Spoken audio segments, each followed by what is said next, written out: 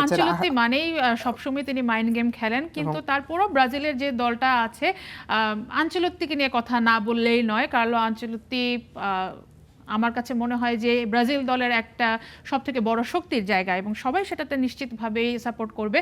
সবুজ, আরও একটা দুর্দান্ত ম্যাচ গেল।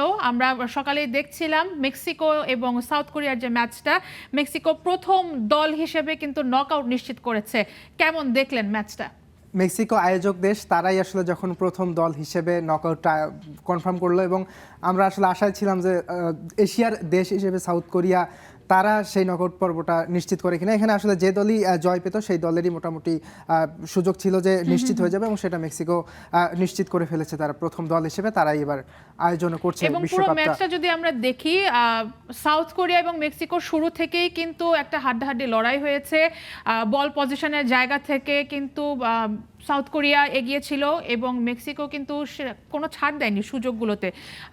সেই ক্ষেত্রে মেক্সিকোর যিনি গোল করেছেন, একমাত্র গোল যে গোলটা হয়েছে রোমা লুইস, এবং সব থেকে দুর্দান্ত বিষয় হচ্ছে গিয়ে সবুজ, তিনি কিন্তু এই যেই মাঠটাতে খেলা হয়েছে সেই ক্লাবে, এটা তার হোম ক্লাব, হোম ফিল্ড এবং হোম কান্ট্রিকে গোল করে প্রথমবারের মতো বিশ্বকাপে নিয়ে এসে নকআউটে উঠিয়ে ফেললেন। চমকপ্রদ একটা বিশ্বকাপ, কি বলবেন? সেই সুবিধাটা আসলে তিনি নিয়েছেন, তার যে হোম গ্রাউন্ডের সেই সুবিধা। তবে সাউথ কোরিয়া তারা কিন্তু অনেকগুলো সুযোগ আসলে তৈরি করেছিল ম্যাচের শেষ পর্যন্ত গিয়ে। বেশ কিছু সুযোগ তৈরি হয়েছিল, একটা বল তো প্রায় ঢুকেই যাচ্ছিল, যে বলটা একদম লাইন থেকে ক্লিয়ার হয়ে গেছে, গোল লাইনের সামনে থেকে। এই সুযোগগুলো যদি কাজে লাগতো, ম্যাচটা যদি ড্র হতো, তাহলে হয়তো মেক্সিকোর নকআউট পর্বটা নিশ্চিত হতো না। সাউথ কোরিয়া হেরে গেছে, তবে সাউথ কোরিয়া যেহেতু প্রথম ম্যাচ তারা জিতেছে, সাউথ কোরিয়ার এখনো সম্ভাবনা এবং সুযোগ রয়েছে, তারা হয়তো নকআউট পর্বে যাবে। তবে গ্রুপ চ্যাম্পিয়ন হয়তো হতে পারবে না, তাদেরকে এই গ্রুপে রানার্স আপ হয়ে হয়তো দ্বিতীয় রাউন্ডে যেতে হবে, যেহেতু অন্য ম্যাচ যেটা হয়েছে গ্রুপ এ এর, সেখানে কিন্তু এক পয়েন্টে তারা ভাগাভাগি করেছে। আরেকটা ম্যাচ নিয়ে আমরা যদি কথা বলি, কানাডা এবং কাতার, সেখানে কিন্তু গোল উৎসব করেছে কাতার এবং দুইটা লাল কার্ডও দেখেছে কাতারের দুইজন দেখেছে এবং 6টা গোল হয়েছে সেখানে। এবং কানাডাও এবারের বিশ্বকাপের আয়োজক, জি, তারাও একটা দুর্দান্ত জয় তুলে নিয়েছে। এবং কাতার, যারা আসলে গেল বিশ্বকাপের আয়োজক ছিল, যারা আসলে গেল বিশ্বকাপে একটা জয় নিতে পারেনি, এই ম্যাচে এবারের প্রথম ম্যাচটা তারা ড্র করেছে, তবে দ্বিতীয় ম্যাচে এসে কিন্তু তাদের ঠিক আছে পরাজয়। জি, লোমহর্ষক ম্যাচ গিয়েছে, কিন্তু আজকের আলোচনার যে মূল বিষয়টা আমরা যদি বলি, সেটা হচ্ছে সেই ব্রাজিলের ম্যাচ এবং আপকামিং দ্বিতীয় যে ম্যাচে আসলে তারা মাঠে নামবে, সেই ম্যাচ নিয়ে কথা বলতে হয়। ম্যাচে তাদের প্রতিপক্ষ হচ্ছে হাইতি, যেই হাইতির বিপক্ষে সবশেষ ব্রাজিল যে মাঠে নেমেছিল, সেখানে কিন্তু তারা তাদেরকে 7 আপ খাইয়েছিল, অর্থাৎ 7-1 গোলে, যেই স্কোরটা ছিল 14 বিশ্বকাপে ব্রাজিলের জার্মানির বিপক্ষে। প্রতিবেদনে কিন্তু সেটা শুনছিলাম, আমি দর্শকরাও সেটা শুনেছি। জি, এবং এই হাইতির বিপক্ষে ব্রাজিলের আগেও 2টা ম্যাচ খেলেছে, টোটাল 3 ম্যাচে কিন্তু ব্রাজিল তাদের জালে মোট 17বার বল পাঠিয়েছে এবং হাইতি একমাত্র গোলটা দিয়েছে। তিনি এখন এই বিশ্বকাপে খেলছেন না, মার্সেলিন। তিনি আসলে এই কিছুদিন আগে একটা সাক্ষাৎকারে বলেছেন যে ব্রাজিলের মতো একটা দলের বিপক্ষে গোল পেয়েছেন তিনি হাইতির একমাত্র ফুটবলার হিসেবে, সেটাও তার কাছে গর্বের বিষয়, 17 গোল দেওয়ার পরে। নিশ্চিতভাবে বোঝা যাচ্ছে যে ব্রাজিল এখানে কিছুটা ফেভারের জায়গায় থাকছে, কিছুটা না, এটা অনেকটা ফেভারেট থাকছে। এবং আরেকটা কথা, সারা, যদি ব্রাজিলকে চ্যাম্পিয়ন হয়ে গ্রুপ পর্ব থেকে নকআউটে যেতে হয়, তাহলে কিন্তু তাদেরকে এখানে গোল উৎসবটা করতেই হবে এবং বড় গোলের ব্যবধানে তাদেরকে জিততেই হবে। সবুজ প্লেইং 11-এ পরিবর্তন আনার আভাস মিলেছে কার্লো আনচেলত্তির প্রেস ব্রিফিংয়ে। নেইমার খেলছেন না, নেইমার ইনফ্যাক্ট দলের সাথেই ট্রাভেল করেনি। সেই ক্ষেত্রে ব্রাজিলের ডিফেন্স এবং মিডফিল্ড, এখানে কি কোন পজিশনে পরিবর্তন করার চিন্তা করতে পারেন কার্লো আনচেলত্তি? প্রথম ম্যাচে আসলে বেশ কিছু জায়গায় দুর্বলতা ছিল, যেখানে মরক্কোর বিপক্ষে যে জায়গাগুলো স্পষ্ট ছিল, যার মধ্যে আসলে মিডফিল্ডের সবথেকে বেশি সমস্যা ছিল। সেখানে কাসেমিরো খেলেছিলেন, তবে কাসেমিরোকে তুলে যখন দ্বিতীয়ার্ধে ফাবিনোকে নামানো হয়, তখন একটা বড় ধরনের পরিবর্তন আসে ব্রাজিল দলে। এখানে আসলে ধারণা করা হচ্ছে যে কাসেমিরোর বদলে হয়তো ফাবিনোকে নামানো হতে পারে, তবে কিছুটা সন্দেহ থেকেও যায়। ফাবিনোকে না নিয়ে হয়তো কাসেমিরোকেও হয়তো শুরুর 11-এ খেলাবেন। তবে ইগোর থিয়াগো, তিনি মরক্কোর বিপক্ষে শুরুর একাদশে ছিলেন, তবে এখানে ইগোর থিয়াগো তিনি তার নামের সাথে সুবিচার করতে পারেননি, যার কারণে ইগোর থিয়াগোর জায়গায় হয়তো ম্যাথিউস কুনিয়াকে আমরা দেখব। ভিনিসিয়াস জুনিয়র সব থেকে বেশি সেই ম্যাচে একমাত্র প্লেয়ার যিনি আসলে দুটিটা ছড়িয়েছেন। ভিনিসিয়াস জুনিয়র তার যে অরিজিনাল পজিশন সেখানেই তিনি থাকবেন বলা যায়। রাফিনিয়াকে নিয়ে কিছুটা সন্দেহ রয়েছে এখানে। আসলে রাফিনিয়াকে খুব বেশি দোষ দেওয়ারও আছে কি সারা, কারণ এখানে রাফিনিয়া তো তার অরিজিনাল পজিশনটা হচ্ছে তিনি রাইট উইংয়ে খেলে থাকেন। যখন তাকে আসলে লেফট উইংয়ে খেলানো হচ্ছে খুব স্বাভাবিকভাবে তিনি তার নিজস্ব যে স্টাইল বা নিজস্ব যে খেলাটা সেটা কিন্তু তিনি মরক্কোর বিপক্ষে দিতে পারেননি। এখানে রাইট উইঙ্গার হিসেবে ব্রাজিল দলে রাফিনিয়া, ভিনিসিয়াস জুনিয়রও সম্ভবত লেফট উইংয়েই খেলেছেন। রাফিনিয়াকে সেন্টারে নিয়ে কে সেন্টারে খুব তিনি আসলে পুরোটা সময় রাইট উইংয়ে খেলেছেন। আমি কিছুটা ভুল করে ফেলেছি। তিনি এবং ভিনিসিয়াস জুনিয়র তিনি আসলে লেফট উইংয়ে খেলেছেন। লুইস হেনরিক সেখানে রয়েছেন। এখানে রাফিনিয়ার জায়গায় তাকে লুইস হেনরিক অথবা এখানে গ্যাব্রিয়েল মার্তিনেলি রয়েছেন, তিনিও কিন্তু ওই তাকে হয়তো বা সেই জায়গায় খেলানো হতে পারে কিনা। তবে সবুজ লুকাস পাকেতা তাকে নিয়ে হয়তো অনেক আলোচনা হচ্ছে। তিনি এখানে তৃতীয় বিশ্বকাপ খেলতে এসেছেন এবং প্রথম ম্যাচে তিনি আসলে যেভাবে মিডফিল্ডে যেভাবে বল নিয়ে হয়তো বা অনেকটাই স্লো ছিলেন কাসেমিরো, এবং কিন্তু লুকাস পাকেতা যেভাবে বল মিস করেছেন সেটা নিয়ে অনেক বেশি আলোচনা হয়েছে। এই জায়গায় কি কোনো পরিবর্তন আসছে এখানে? আসলে তার একমাত্র তিনি রিপ্লেসমেন্ট এখানে হচ্ছে নেইমার জুনিয়র যেহেতু নাই, তাকে আসলে এখানে তিনি যে পজিশনটায় খেলছেন এটা আসলে একদমই দুই ফরওয়ার্ড এবং সেন্টার ফরওয়ার্ডের নিচের যে জায়গাটা এখানে কিন্তু গুরুত্বপূর্ণ একটা রোল প্লে করতে হয়, যেটা আমরা মরক্কো ম্যাচে দেখতে পারি। নেইমার জুনিয়র নাই, খুব সম্ভবত তার উপরেই সেখানে ভরসা করতে হচ্ছে কার্লো আনচেলত্তির। নেইমার থাকলে হয়তোবা তিনি জায়গাটা সেখানে পেতেন না। এরপরে হয়তো হাইতি ম্যাচে আমরা তাকেই হয়তো দেখতে পাবো। এছাড়া কিন্তু আমরা দুই ফুল ব্যাকে হয়তো পরিবর্তন হতেও পারে। এখানে দানিলো তিনি হয়তো খেলতে পারেন। রোজারি বেনেস প্রথম ম্যাচে নেমেছিলেন, তাকে হয়তো আমরা এই জায়গাটায় দানিলোকে হয়তো শুরু একাদশে দেখবো, কারণ আমরা কিন্তু দানিলোকে প্রেস কনফারেন্সে আমরা তাকে দেখেছি। ব্রাজিলের ডিফেন্স নিয়ে সবসময় আলোচনা হচ্ছে। অ্যালিসন বেকারেরও তিনি নিজেও আসলে প্রেস কনফারেন্সে এসে বলছিলেন যে রক্ষণের আসলে অনেকটাই কাজ করার বাকি আছে। এই জায়গাতে কি কোনো ধরনের পরিবর্তন আঞ্চলিক করবেন কি মনে হচ্ছে?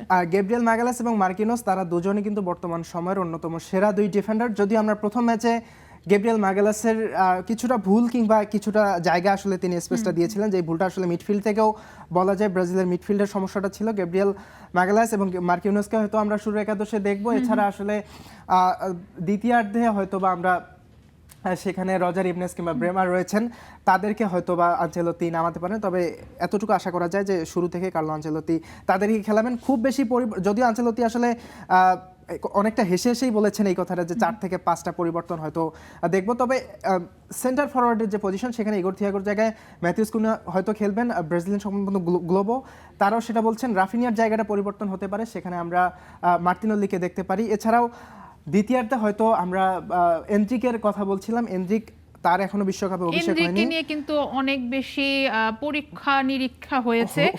ব্রাজিল শিবিরের যে সবশেষ খবর এবং আলোচনাগুলো বিভিন্ন সংবাদ মাধ্যমে হয়েছে, এনরিককে সম্ভবত এই ম্যাচে দেখা যেতে পারে। শুরুর একাদশে হয়তো দেখা যাবে না, তবে দ্বিতীয়ার্ধে হয়তো আমরা এনরিককে দেখতে পারি। এখানে আসলে লুকাস পাকেতার জায়গায় যদি অন্য কাউকে ম্যাথিউস কুনিয়াকেও আসলে নিচে নিয়ে খেলাটা খুব একটা সম্ভব হবে না। এখানে যদি ভিনিসিয়াস জুনিয়র এবং ম্যাথিউস কুনিয়া তারা যদি আনচেলত্তি যদি তিনি কিছুটা তার ফরমেশনটা পরিবর্তন করে সেন্টার ফরওয়ার্ডে যদি দুজনকে খেলান এবং মিডফিল্ডে যদি একাধিক মিডফিল্ডারকে দিয়ে খেলান, তাহলে হয়তো এখানে লুকাস পাকেতার জায়গাটা ফরমেশনে যদি কার্লো আনচেলত্তি খেলেন তাহলে সম্ভবত এনরিককেও আমরা মাঠে হয়তো দেখতে পারবো হয়তো সেই সেন্টার ফরওয়ার্ডের জায়গাটাতে। এবং সেটা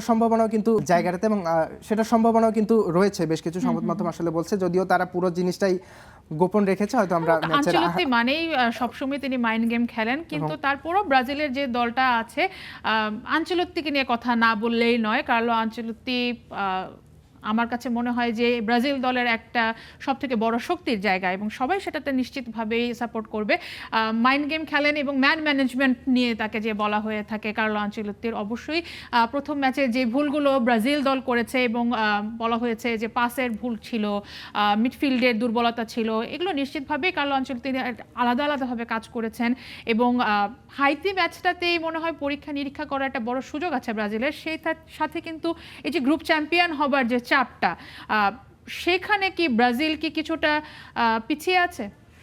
গ্রুপ চ্যাম্পিয়ন হওয়ার চাপটা ব্রাজিল এখন পর্যন্ত পিছিয়ে আছে এটা বলার সুযোগ নেই, কারণ ব্রাজিলের আগেই কিন্তু আরেকটা ম্যাচ স্কটল্যান্ড এবং মরক্কোর Very important match, very important জি। একটা ম্যাচ রয়েছে। সেই ম্যাচের ফলাফলের উপরে কিন্তু বোঝা যাবে যে ব্রাজিলকে এই ম্যাচে কি করতে হবে। এবং আপনি যে কথাটা বলছিলেন আসলে কার্লো আনচেলত্তি ব্যাপারটা জানেন যে কোথায় ভুল হচ্ছে। আপনি ব্রাজিলের যে মরক্কোর বিপক্ষে যে ম্যাচটা ছিল সেখানে খেয়াল করেছেন কিনা, ব্রাজিল যখন গোলটা খেলো এবং গোলটা খাওয়ার কিছুক্ষণ পরে কিন্তু যে হাইড্রেশন যে ব্রেক, পানির যে বিরতি, সেই বিরতিটা যখন সেটা আসলে আসলো স্ট্র্যাটেজিক্যাল ব্রেক হয়ে ব্রেক গিয়েছে হয়ে গেল এবং জি। সেখানে যখন প্লেয়াররা আসলেন তখন কিন্তু কার্লো আনচেলত্তি গিয়ে আসলে কথা বলছিলেন এবং সেখানে কিন্তু কার্লো আনচেলত্তি তিনি কিন্তু কাসিমিরো এবং ব্রুনো গিমারেসের সাথে কথা বলছিলেন যে আসলে সমস্যাটা কোথায় হচ্ছে। তো এখানে বোঝাই যাচ্ছিল যে মূল সমস্যাটা মিডফিল্ড থেকেই হচ্ছে এবং এরপরে আসলে দেখা গেল যে মিডফিল্ডটা বেশ কিন্তু গুছিয়ে গেছে সেখানে। তাই নিঃসন্দেহে আমরা কার্লো আনচেলত্তির উপরে ব্রাজিল দল ভরসা করবে এবং তার সেই ব্যাপারগুলো তিনি জানেন যে আসলে কিভাবে সামাল দিতে হয়। আরেকটা ম্যাচের কথা যেটা যেটা আমরা আসলে বলছিলাম সারা, স্কটল্যান্ড এবং মরক্কো ম্যাচ, মরক্কোর যে ম্যাচটা সেই ম্যাচের দিকে আসলে আমরা একটু দেখতে চাই। এবং জি। এই ম্যাচ কিন্তু স্কটল্যান্ড তারা এই মুহূর্তে এই গ্রুপের শীর্ষে রয়েছে। তারা প্রথম ম্যাচে হাইতিকে 1 গোলে হারিয়েছে এবং এই স্কটল্যান্ডের বিপক্ষে কিন্তু ব্রাজিল শেষ ম্যাচে মাঠে নামবে। যদি এই ম্যাচের ফলাফলের উপরেও কিন্তু ব্রাজিলের নির্ভর করছে যে তারা আসলে গ্রুপ চ্যাম্পিয়ন হবে মরক্কো নাকি। যেভাবে খেলেছে ব্রাজিলের বিপক্ষে, স্কটল্যান্ডের যে খেলা ছিল হাইতির বিপক্ষে 1-0 গোলে হারানো এবং ব্রাজিলের সাথে 1-1 গোলে ড্র করা, মরক্কোর যে টিম লাইন আপ আছে, মরক্কোর যে মিডফিল্ড আছে, মরক্কোর যে স্ট্রাইকাররা আছেন, আপনি যদি দেখেন মরক্কোর শক্তিটাই আসলে আসছে মিডফিল্ড থেকে। বুয়াদ্দিকে দুর্দান্ত নিয়ে একটা- কথা না বললেই না। বুয়াদ্দি 18 বছর বয়সে প্রথমবারের মতো বিশ্বকাপে এসেছে, মরক্কো জার্সিতে তিনি খেলছেন, দুর্দান্ত দুর্দান্ত ছিলেন খেলেছেন। পুরো মাঝমাঠ জুড়ে। এই তরুণ তুর্কি যদি বলি, পুরো মরক্কো দলটার প্রাণ ভ্রমা হয়েছিলেন। সেই ক্ষেত্রে স্কটল্যান্ডের কিভাবে আটকাতে পারে এই মরক্কোকে? স্কটল্যান্ডও কিন্তু তারা ইউরোপিয়ান দল, ইউরোপিয়ান একটা শক্তি, তারাও বেশ ভালো ভালো প্লেয়ার তাদের মধ্যে রয়েছে। তাদের ম্যাকটোমিনে রয়েছে যিনি ম্যানচেস্টার ইউনাইটেডে খেলেন, রবার্টসন রয়েছেন লিভারপুলের তারকা, যদিও তিনি লিভারপুল সদ্য সাবেক লিভারপুল বিদায়ী রবার্টসন। অর্থাৎ বলতে গেলে তাদের এই ম্যাচ যদিও শক্তিমত্তা বা সব কিছু মিলিয়ে মরক্কো এই মুহূর্তে র্যাঙ্কিংয়ের 7 নম্বরে রয়েছে। তারা গেল বিশ্বকাপে বড় বড় চমক দেখিয়েছে, স্পেনকে বিদায় করেছে, পর্তুগালকে বিদায় করেছে, এবারের বিশ্বকাপের শুরুতেও তারা ব্রাজিলকে আটকিয়ে দিয়েছে। তো এই হিসাব করলে আসলে এই ম্যাচে নিঃসন্দেহেই মরক্কোকে এগিয়ে রাখতেই হবে। তবে এখানে সুইজারল্যান্ড স্কটল্যান্ডও আসলে কম পিছিয়ে থাকবে না। ম্যাচটায় মোটামুটি একটা ফাইট বা ড্র হয়ে যেতে পারে। যদি এখানে ড্র হয় সেক্ষেত্রে ব্রাজিলও কিন্তু কিছুটা অ্যাডভান্টেজ পেতেও পারে। তখন কিন্তু মরক্কো আসলে বিপদে পড়ে তখন যাবে। আসলে সমীকরণ যে হিসাবটা এবং ব্রাজিল যে তাদের শক্তির জায়গাটা দেখানোর আরো সুযোগ পাবে, কারণ আবারও কার্লো আনচেলত্তিকে নিয়ে কথা বলতে হয়। টুর্নামেন্ট যত এগিয়ে যায়, প্রতিপক্ষ যত কঠিন হয়, কার্লো আনচেলত্তির চমকটা আরো তত বেশি বেড়ে যায়। আর দলটা যদি হয় ব্রাজিল, নিশ্চিতভাবেই বড় কোনো চমকই অপেক্ষা করছে। তবে তার আগে ব্রাজিলকে তাদের গোছানো ফুটবলটা উপহার দিতে হবে নিশ্চিতভাবে। ইয়াসির আরাফাত সবুজ, আপনাকে অনেক অনেক ধন্যবাদ।